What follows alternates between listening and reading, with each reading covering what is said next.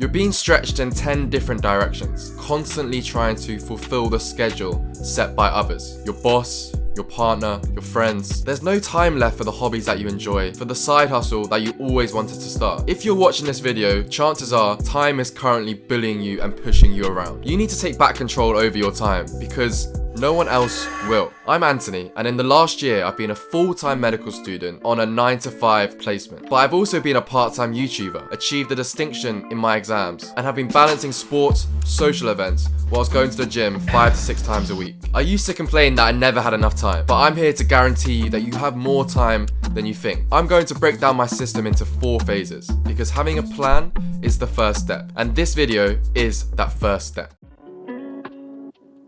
Phase 0 is having the right mindset and overcoming limiting beliefs about your time. I'm just going to be firing off things about time that you should know. I don't have time means it's not a priority. Some things have to be prioritized and others sacrificed. Everyone has the same 24 hours. Sure, there are people now with access to better resources, but once upon a time, those people started off without those resources. Single tasking is better than multitasking. We all have the natural tendency to switch between tasks because our brains love different. We have to fight against that natural tendency because often the boring work is the work that is actually the most important. Multitasking means you become average at many different things, and then you become overwhelmed and you feel discouraged because you're not seeing the progress that you want to make. You're dividing your attention too thin to make any significant progress on one thing properly. Staying busy can be a smokescreen to inefficiency. Just because you're busy doesn't mean you're doing the things that are important. Deciding what not to do is as important as deciding what to do. This is a quote by Steve Jobs himself. Imagine if your favorite sports team manager decided to just suddenly step onto the pitch and become a player, if that was allowed. It wouldn't make any sense, right? Everyone has their separate roles on the team. Similar to you as an individual, you need to know what your most important role is in this current moment. Phase 1 is to audit your time for a week straight. It's simple but boring. Write down everything you do down to the minute and be fully honest. For example, I might decide that I'm going to start working at my desk at 9 a.m. I sit down on my desk and then I realize, oh wait, I need to make a tea before I can start. Maybe because I have a bit of OCD and that's a ritual, right? So I boil the kettle, and then whilst I'm boiling the kettle, I get a message from a friend on WhatsApp. And then I go check that out, and then I get a TikTok of some cute dogs, and then I go down this rabbit hole of looking at cute dogs. And then before you know it, it's say 9:20. I get back to my desk, then I realize my tea's cold. 9:23, I reheat the tea. 9:26, I go on Instagram, and then as you can see, it gets to 10 a.m. and you just end up doing nothing. This probably sounds all too familiar. This definitely was the case for me. This is probably the most crucial step because this is where most people, including myself, finally take responsibility for their time. They finally realize how much time they're really wasting and how much time they can gain back and redirect into things that actually matter. It gives you a sense of control over your time, the feeling that, yeah, things are in my control now. And it's well known that the first step to any change is to acknowledge and accept that there's a problem. Now you have a whole week's worth of data where you can see exactly where you spent your time, and you can kind of roughly add everything up into separate categories. For example, social media, fitness, work, and then you can see roughly how many hours you've dedicated to each thing. This might seem boring, it might seem arduous, but if you cannot literally just sit down and write what you've been doing for 7 days of your life, 7 days in your long, happy, healthy life where you're going to live till 100, if you cannot literally just do this for 7 days of your life, don't expect to take control of your time. Phase 2 is to clearly define your goals. Think about what is actually important to you. Take your time and write your goals down. The question you should be asking is, what things will bring me satisfaction from trying to achieve that goal? Because we all know that achieving it is never as satisfying as it seems. What's really addictive is progress and the process of building something. That's the bit that really brings you joy. So pick the things that you're willing to struggle on and work hard for. Goals then act as a destination, like a GPS tracker.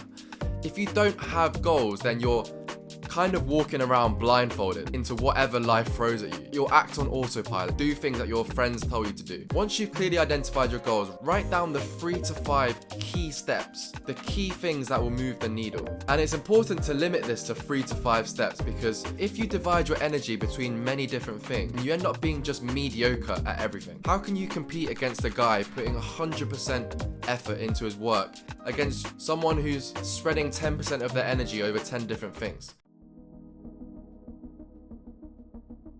Phase 3 is to reflect on the audit. So we haven't forgot about phase 1. Now that we know our goals and the steps that you want to prioritize, now it's time to declutter your life. Similarly, as if you were to tidy your room, now it's time to ruthlessly cut down your distractions. Then make a list of essentials and non-negotiables that you want to keep. The difficult bit is the middle ground. You're probably thinking some things aren't necessarily a distraction, but then some things also aren't necessarily moving you towards your goal. For example, hanging out with friends and social activities. There needs to be a balance with these things, because only you know how invigorating these activities are and how crucial they are for your mental health and happiness, because then it makes the 3 to 5 things that help you move towards your goal sustainable. However, you also need to be honest with yourself and strict here, because the things that don't move the needle forwards but also don't push you backwards causes you to stay where you are.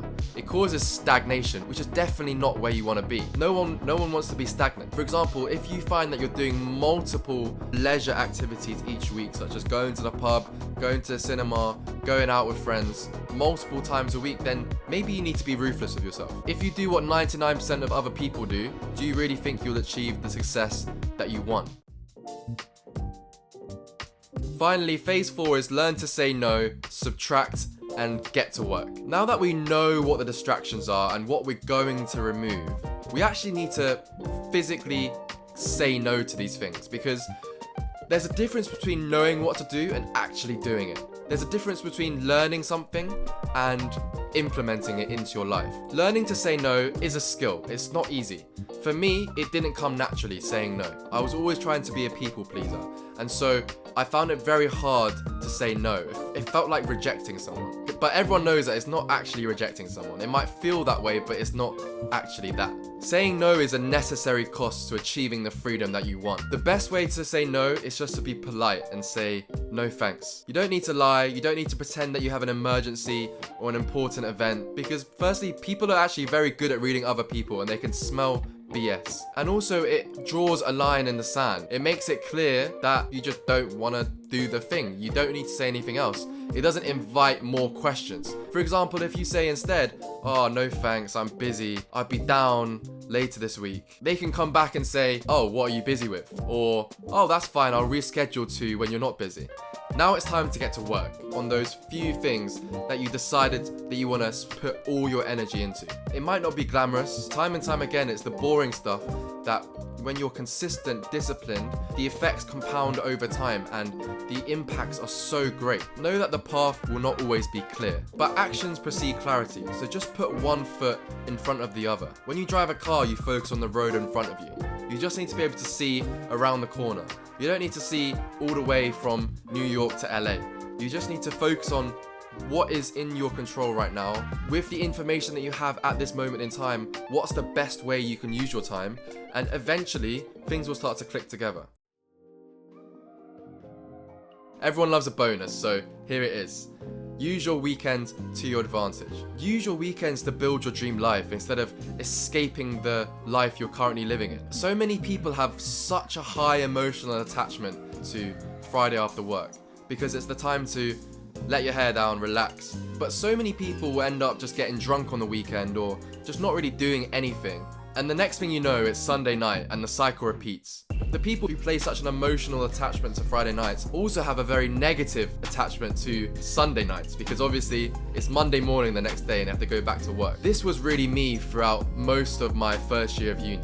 This cycle will just repeat again and again and again. You have to make sacrifices if you want to break out of the average bubble and have time to do all those things that you've dreamt about doing. Easy decisions, hard life. Hard decisions, easy life. If you're interested in learning more about time management, productivity, effective studying, fitness, and balancing all these things together to make you the best possible version of yourself that you can be, then go to the top link in my description and sign up to the waitlist for my school community, where you'll find a group of like-minded individuals who just want to level up in all aspects of their life. But anyways, thanks for watching, and as always, God bless, and let's win together.